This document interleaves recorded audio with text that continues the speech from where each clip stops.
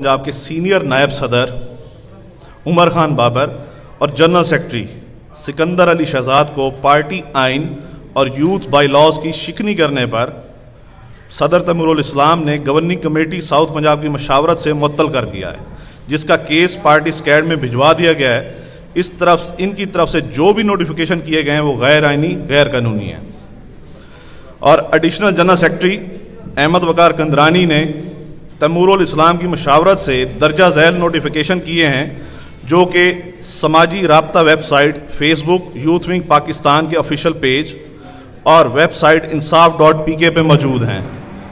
और मैं ये बताता चलूँ,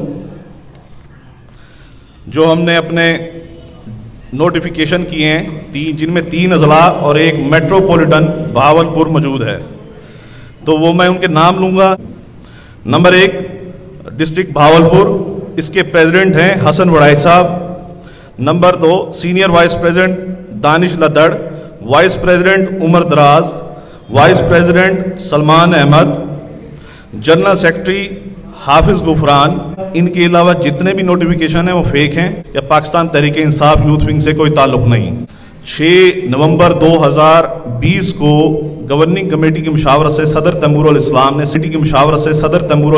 सिकंदर सरदार को सस्पेंड कर दिया था, और उसी तरह उमर खान 28/11/2020 को उमर खान बाबर को भी सस्पेंड कर दिया गया है।